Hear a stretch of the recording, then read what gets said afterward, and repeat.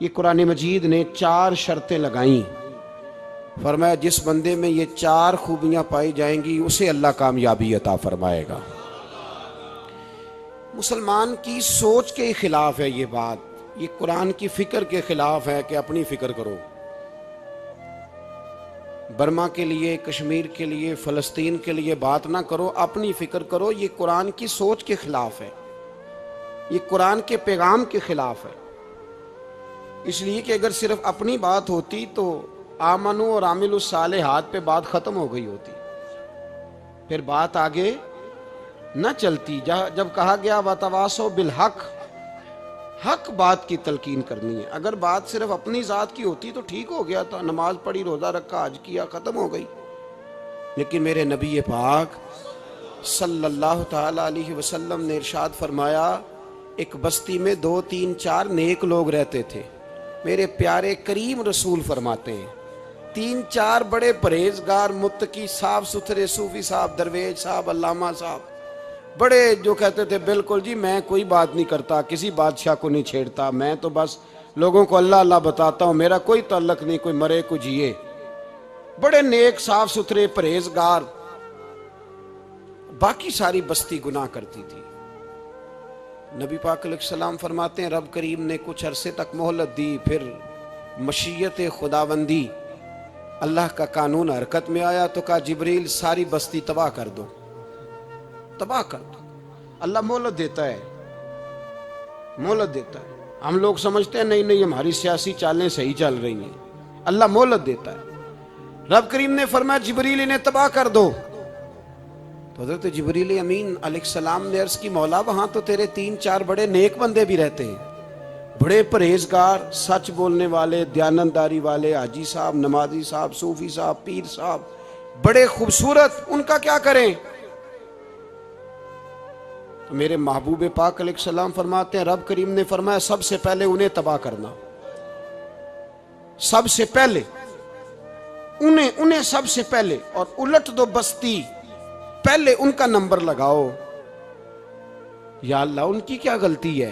تو غلطی سن لیں، غلطی یہ ہے کہ انہوں نے 2 صفتیں پیدا کی ہیں، اگلی 2 پیدا کیوں نہیں کی؟ اِلَّا الَّذِينَ آمَنُوا وَعَمِلُوا الصَّالِحَاتِ پہ روک کیوں گئے، آگے کیوں نہیں بڑھے؟ اللہ کریم نے فرمایا جبریل دیکھو نا، میری نافرمانی ہوتی رہی اور ان کے چہرے پر کبھی شکن تک نہیں آیا، لوگ میرا قانون توڑتے رہے، انہیں کبھی برا ہی نہیں لگا، گناہ دیکھ کر کبھی خیال ہی نہیں آیا بدلنے کا۔ میرے بھائی امت مسلمہ اپنے لیے تو آئی نہیں دنیا میں، نبی پاک کی اس لیے تھوڑے آئے تھے کہ پیسے کمائیں، دنیا داری کریں، جھوٹ سچ ماریں اور رخصت ہو جائیں، بچے پیدا کریں۔ یہ کام تو ہندو، سکھ، بدھ مت سارے کر رہے ہیں، تو فقط اس کام کے لیے تھوڑی آیا ہے۔ کنتم خیر امت اخرجت للناس، اللہ فرماتے ہیں میرے محبوب کے غلاموں تم بہترین امت ہو، میں نے تمہیں امتوں کے بھلے کے لیے پیدا فرمایا ہے، تمہیں لوگوں کی امامت کے لیے دنیا میں بھیجا ہے۔ اے نوجوان مسلم کبھی یہ تدبر بھی کیا تو نے، وہ کون سا گردو ہے جس کا ہے تو ایک ٹوٹا ہوا تارا؟ تو نے کبھی سوچا ہے تو کیا ہے؟ پتہ ہے تجھے؟ روزی کماؤ، روٹی کماؤ، اور اب تو بہت سارے لوگ جھوٹ کی دنیا میں زندہ ہیں، جھوٹ بولتے ہیں اپنے آپ کے ساتھ بھی، دائیں بائیں فراڈ کر رہے ہیں اپنی ذات کے ساتھ، خول بنا لیا اس میں بند ہو گئے، باہر ہی نہیں نکل۔ اپنے ملک کی سوچو، اپنی بات کرو۔ علامہ اقبال نے پتہ کیا کہا تھا؟ اقبال نے، یہ سنو جو لوگ کہتے ہیں پہلے پاکستان، برما کے مسلمان بعد میں، کشمیر کے مسلمان پہلے سنو اقبال کیا کہتے ہیں۔ اقبال کہنے لگے ان تازہ خداؤں میں بڑا سب سے وطن ہے، ان تازہ خداؤں میں بڑا کون ہے؟ وطن کی محبت ایمان کا حصہ، اس میں شک نہیں، لیکن اگر اسلام سے پہلے وطن آ گیا تو اقبال کہتے ہیں ان تازہ خداؤں میں بڑا سب سے وطن ہے، اور جو پیرہن اس کا ہے وہ مذہب کا کفن ہے۔ فرماتے ہیں جو وطن اوڑھ لیتا ہے اس نے اپنے مذہب کو دفن کر دیا۔ سب سے پہلے پاکستان نہیں، سب سے پہلے رسول اللہ کا دین ہے، سب سے پہلے قرآن ہے، سب سے پہلے نبی پاک کا فرمان ہے، سب سے پہلے امت مسلمہ ہے۔ ان تازہ خداؤں میں بڑا سب سے وطن ہے، جو پیرہن اس کا ہے وہ مذہب کا کفن ہے. اور اقبال کہنے لگے قوم مذہب سے ہے، مذہب جو نہیں تم بھی نہیں. قوم مذہب سے ہے، مذہب جو نہیں. کوئی نہیں سمجھ آ رہی آپ کو میری بات؟ قوم کس سے ہے؟ پاکستانی ہونے سے، پنجابی ہونے سے، سندھی بلوچی پٹھان ہونے سے نہ. قوم مذہب سے ہے، اور مذہب جو نہیں تم بھی نہیں. یہ کیسے ہو سکتا ہے کہ مذہب نہ ہو اور بندہ زندہ رہے؟ یہ کیسے ہو سکتا ہے بھائی؟ کافر نے اصل میں جاگ ہی نہیں رہا، میں جاگتا ہی نہیں.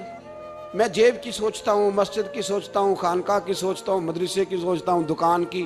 سارا دن تو اس چکر میں لگا رہتا ہوں لوگوں کو ثابت کرنے میں کہ میں صحیح ہوں باقی غلط ہیں. میں تو اپنی ذات کے خول سے اٹھ ہی نہیں رہا. اور مجھے یہ اندازہ ہی نہیں کہ لیبیا سارا کٹ گیا، مصر کے ٹکڑے ٹکڑے ہو گئے.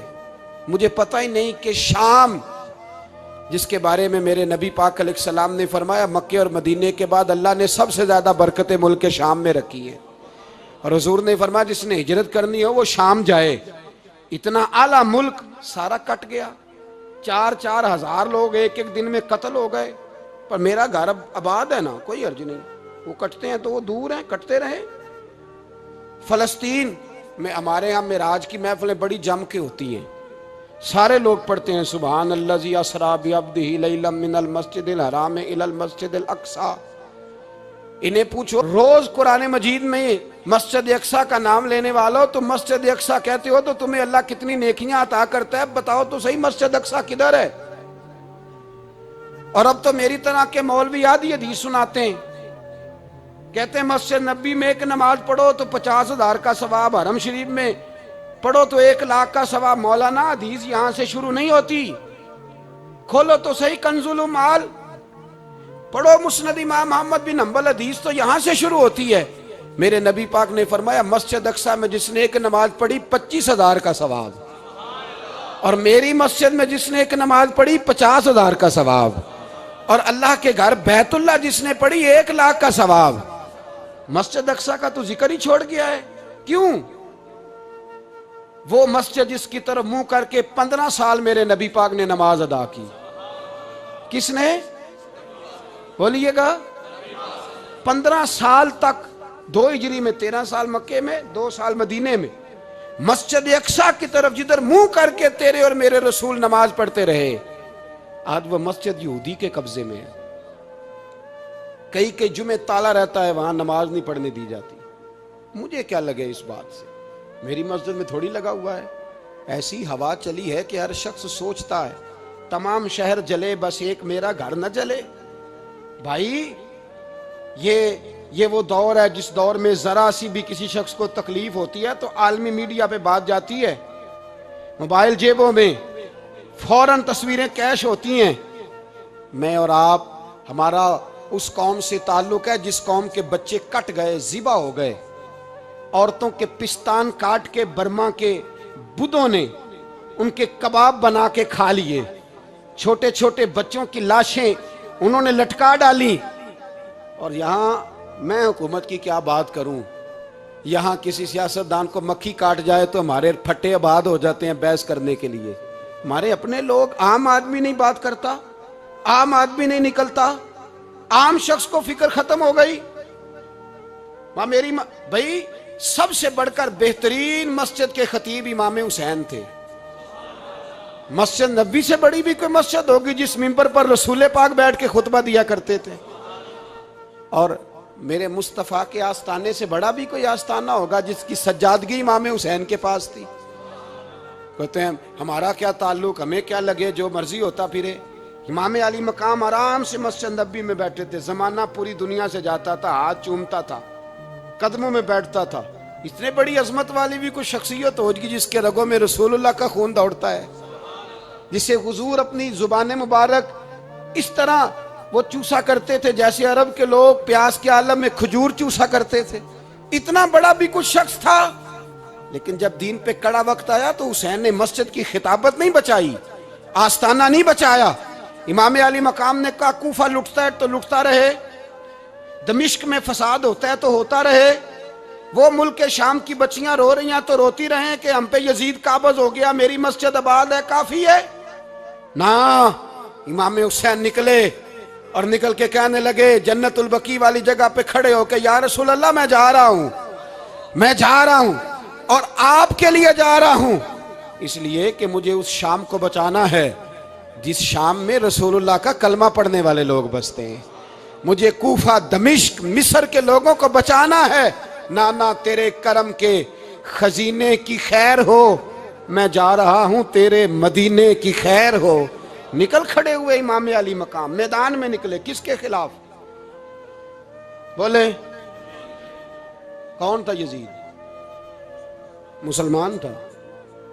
اس وقت تک تو سب نے مسلمان لکھا ہے، جس نے کافر کہا شہادت امام حسین کے بعد کہا۔ جرم کیا تھا؟ میری گردن جھک جاتی ہے جب میں یہ بات کرتا ہوں، ایمانداری سے کہہ رہا ہوں، جوش خطابت نہیں، میری گردن جھکتی ہے جب میں یہ لفظ ادا کرتا ہوں۔ امام علی مقام اس شخص کے خلاف نکلے، سارے خطبے امام حسین کے پڑھ کے دیکھو، امام حسین نے فرمایا یزید شرابی ہے۔ شرابی مسلمانوں کا حکمران ہو سکتا؟ آپ نہ بولیں بے شک، پر بات تو سچی ہے نا۔ امام حسین نے فرمایا شرابی کو ووٹ دیا جا سکتا؟ فرمایا رنڈیوں کا ناچ دیکھتا ہے جو مجرے دیکھے، جو رنڈیوں کے ناچ دیکھے وہ مسلمانوں کا حکمران ہو سکتا؟ امام حسین میدان میں نکلے اور 18 سال کے علی اکبر سے لے کر 6 مہینے کا علی اصغر دے دیا، لیکن شرابی کو برداشت، بے حیا کو برداشت تو میں کیسے کرتے؟ دوستی قاتل سے بھی، مقتول سے یارانہ بھی، اپنی جیب سے فلیکسیں چھپوا کے ظالموں، جابروں، بدماشوں کو ووٹ دیتے ہو۔ امام حسین کو تیری دیگ کی ضرورت ہے جو تو 10 محرم پہ پکاتا ہے، چاولوں کی ضرورت ہے جو تو نے 9 محرم کو پکائے، ان کو اس بریانی کی عادت تھی جو تو نے پکائی ہے۔ میرے گھر میں فلاں MNA MPA صاحب آ گئے تھے، امام حسین کے گھر کے اندر یزید نے پیغام بھیجا، اس نے کہا جیسے کہو گے کر لوں گا، جتنے پیسے کہو گے دے دوں گا، جتنی مسجدیں کہو گے بنوا دوں گا، جتنے ادارے کہو گے تعمیر ہو جائے، مجھے نہ چھیڑو۔ آپ نے فرمایا نا، مسجد مدرسے اس وقت آباد رہتے ہیں جب حکمران صحیح ہوتے ہیں، اور جب حکومتیں غلط ہوتی ہیں تو پھر مساجد آباد، پھر مدارس کی آباد کاری ہو ہی نہیں سکتی۔ میں دین میں نیا رکھنا کھول دوں؟ امام علی مقام کھڑے ہوئے، پر میں کیا کروں؟ حکومت کیا کروں؟ حکومت سے کیا کہوں؟ اگر میری ملت کے اپنے جوان کے موبائل میں رنڈیوں کا ناچ ہو تو 10 محرم کو تو امام حسین کربلا میں تڑپ جاتے ہوں گے۔ اگر 9-10 محرم کو جو نکلا امام علی مقام کی بات کرنے کے لیے، وہ نوجوان اگر سگریٹ کا، شراب کا، بدماشی کا عادی ہو تو حضرت علی اصغر کہیں گے نا میری قربانی کا کیا بنا؟ وہ تو نکلے تھے عریانی اور فحاشی کے خلاف، اور اگر ملت کا جوان روز چوک میں کھڑے ہو کے لڑکیوں کو تاڑتا ہو تو حضرت علی اکبر تو اپنی قبر میں روتے ہوں گے کہ یہ اس قوم کے لیے جان دے دی جو آج یزیدی طریقوں پہ عمل کر رہی ہے، جو ساری رات گند دیکھ کے سوتی ہے، جو ساری رات بے حیائی، فحاشی اور عریانی میں لگی رہتی ہے، ان لوگوں کے لیے جان دے دی۔ اتنا ظلم ان شہیدوں کے ساتھ، اور 10 محرم کو دیگ پکا کے کہتا ہے میں امام حسین کا ماننے والا ہوں، میں امام علی مقام سے پیار کرنے والا ہوں۔ نہ بھائی، نہ دو رنگی چھوڑ کے یک رنگ ہو جا، سراسر موم ہو جا یا سنگ ہو جا، امت مسلمہ کو بیدار ہونا پڑے گا۔ امام علی مقام میدان میں نکلے، ڈٹ کے نکلے، اور امام نے فرمایا میدان میں نکل کر کہ میرا وطن مدینہ ہے، میرا وطن مدینہ ہے، پر مدینہ بعد میں، رسول اللہ کا دین پہلے۔ تو پاکستان کی بات کرتا ہے؟ امام علی مقام نے فرمایا مدینہ کی شریعت بعد میں، رسول اللہ کا دین پہلے، اور تیرے تو بچے عام سے ہیں۔ امام حسین نے فرمایا میری گود میں جو بچے ہیں وہ رسول اللہ کے نواسے ہیں، پر بچے بعد میں، نبی پاک کا دین پہلے۔ آپ نے فرمایا تیری بیٹی بڑی باوقار ہوگی، اس کی بڑی عزت ہے، تو کہتا ہے بیٹی کی وجہ سے بلیک میل ہو گیا، لیکن جو شان خدا نے حسین کی بیٹی کو عطا فرمائی، جن بچیوں کا سر کا بال ننگا ہو جائے، سر کا بال ننگا ہو جائے تو امام شورانی فرمایا کرتے تھے اگر مدینے میں کسی سیدزادی کے سر کا بال ننگا ہوتا تھا تو سورج اپنا منہ چھپا لیا کرتا تھا، سورج چھپ جاتا تھا بادلوں کی اوٹ میں، اور مدینے والے سمجھ لیتے تھے کہ گھر میں کام کرتے کرتے کسی سیدزادی کے سر کا کوئی بال ننگا ہو گیا۔ ان شہزادیوں کا اتنا وقار، پر امام علی مقام نے فرمایا بیٹیوں کی فکر بعد میں، رسول اللہ کا دین پہلے رسول اللہ کا دین۔ قوم مذہب سے ہے، مذہب جو نہیں تم بھی نہیں۔ یاد رکھ میرے بھائی، امام علی مقام رضی اللہ تعالیٰ عنہ نے میدان میں نکل کر پہلے مذہب کی بات کی، اور آج دین نبی دا وانگ یتیمہ رووے تے کرلاوے تے آکھے میں کتھوں لبا عمر بہادر، میں کتھوں لبا عمر بہادر جیڑا مینوں سینے لاوے، معصوم بچے معصوم۔ آج تک کدھر ہے تمہارا اقوام متحدہ؟ بلاؤ نا اسے۔ بھیک مانگتے پھرتے ہو کافروں سے، بھیک مانگتے ہو۔ بچہ شام کو گھر نہ آئے تو ماں دروازے پہ نظر لگا کہتی بیٹے ٹائم پہ آ جایا کر، مجھے نیند نہیں آتی، وقت پہ۔ برما کی اس ماں سے بھی جا کے پوچھو جس کا بچہ پلٹ کے آئے کوئی نہیں، آیا ہی نہیں، اس سے بھی پوچھو۔ بچے نے آدھی رات کو روٹی مانگ لی تو فالج زدہ ماں، اس کو فالج تھا، وہ رینگتی ہوئی اٹھی اور اس نے اپنے لال کو روٹی پکا کے دی۔ باپ کہتا رہا چل چھوڑ سو جا بیٹے تیری اماں، اس نے کہا نہیں مجھے نیند نہیں آتی، بیٹا بھوکا ہے۔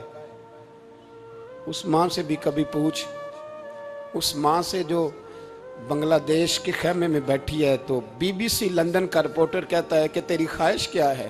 کہتی کوئی بھی نہیں، چلو 2 دن کے بعد ہی صحیح میرے بیٹے کو ایک روٹی دے جایا کرو، روٹی مانگتا ہے مجھ سے، میں کدھر سے لاؤں؟ یہ لوارث قوم ہے، میں حکمران سے جا کے بات کروں؟ جب میرا اپنا نمازی مسلمان کہتا ہے پہلے پاکستان کے بچے تو پال لو، میرے بھائی تجھے خبر ہی نہیں۔ یہ تو جانا تو کبھی گنبد خضرا پہ، تو میرے مصطفیٰ نے فرمایا من ازا مسلم فقد ازانی، فرمایا جب میرا مسلمان تکلیف میں ہوتا ہے تو میں گنبد میں تکلیف میں ہوتا ہوں، مجھے درد ہوتا ہے، مجھے اذیت ہوتی ہے۔ پوچھ جا کے محبوب پاک سے، میرے عزیز کسی کو غم ہی نہیں ان لوگوں کا، کسی کو پرواہ ہی نہیں، کچھ سوچتا ہی نہیں ان کے بارے میں۔ میں اپنے گھر میں مست ہوں، آپ اپنے گھر میں مست ہیں۔ میرے رسول اللہ کی امت لٹ گئی ساری، جگہ جگہ تباہی۔ 1 انچ دھرتی پر زمین ایسی نہیں جو کافر کی ہو اور خون بہتا ہو۔ ایک ریمن ڈیوس امریکی کتا یہاں بند تھا مسلمانوں کے قتل میں، انہیں اپنی قوم کی اتنی فکر تھی وہ راتوں رات چھڑا کے لے گئے، لیکن میری اور تیری بہن عافیہ صدیقیہ سالوں سے بند ہے۔ تڑپ کے پوچھا ہے مسلمانوں نے کہ اس کی غلطی تو بتاؤ، اس کا قصور نہیں پر وہ بند ہے، کوئی نہیں بات کرنے والا، کوئی نہیں۔ مسجد جانے جمعہ تو پڑھانا ہے، اس میں غرض نہیں درد ہے کہ نہیں کہ اس میں تو اتنا پتہ ہے 1 گھنٹے تقریر ہے کرنی ہے۔ پیر صاحب صبح سے شام تک تعویذ لکھتے، سیاستدان صبح سے شام تک جنازہ بھی تب پڑتا ہے کہ مجھے ووٹ ملیں گے۔ تاجر کہتا ہے بس دکان چلنی چاہیے، مر جائے میری طرف سے ساری دنیا۔ بس کرو، اس خول سے باہر نکلو۔ اے نوجوان مسلم، کبھی یہ تدبر بھی کیا تو نے وہ کون سا گردوں ہے جس کا ہے تو ایک ٹوٹا ہوا تارا؟ تو نے سوچا ہی نہیں کبھی، تجھے کبھی خبر ہی نہیں ہوئی کہ یہ کس قدر بڑا کام تھا؟ میرے رسول پاک صلی اللہ علیہ وسلم کے غلاموں جاگو۔ میں دعائی دیتا پھرتا ہوں، میں کہتا ہوں جٹ بن کے بڑا جی لیا، بٹ رائیں انصاری بن کے بڑا جیا، بس کر دو بس کر دو۔ اب مسلمان بن کے جینا سیکھو، اب اپنی پہچان رسول اللہ کی غلامی بناؤ۔ اب کہو پہلے دین باقی ہر چیز بعد میں، بس کرو، بہت ہو چکا ہمارے ساتھ، اب تھوڑا جاگو۔ میں بہت ساری باتیں دل میں لے کے آیا تھا جو آپ سے کرنی تھی، پر یہ لفظ ہیں کہ ٹوٹتے ہی جا رہے ہیں، بات ہے کہ سمت کا تعین ہی نہیں ہو پا رہا۔ میرے بھائی میں تو کبھی کبھی سوچتا ہوں لگتا ہے رب بھی ناراض ہو گیا ہے اور ہمیں منانے کا طریقہ بھی بھول گیا ہے۔ نہ ہماری مسجدوں میں تہجد پڑھی جاتی ہے، نہ کسی کو نماز توبہ یاد رہی، نہ کوئی استسقاء والا ہے، کوئی نہیں۔ جو پیر صاحب کے پاس جا کے بیٹھتا ہے تھپکی دیتے ہیں، کہتے ہیں جا تیرا کام ہو جائے گا، موج کر، کبھی نہیں کو کہتا توبہ بھی کر، استغفار بھی پڑھ، یہ داڑھی پوری کر، دین رسول اللہ کا اس کی طرف تو توجہ کر. کوئی تبلیغ ہی نہیں کرتا، سارے پھوکا پھاکی پہ لگ گئے ہیں. کوئی خیال ہی نہیں آ رہا کسی شخص کو کہ ہماری. مزید اس طرح کے اسلامک بیانات سننے کے لیے ہمارے چینل روشن اسلام کو سبسکرائب کریں اور گھنٹی کے بٹن کو بھی دبائیں.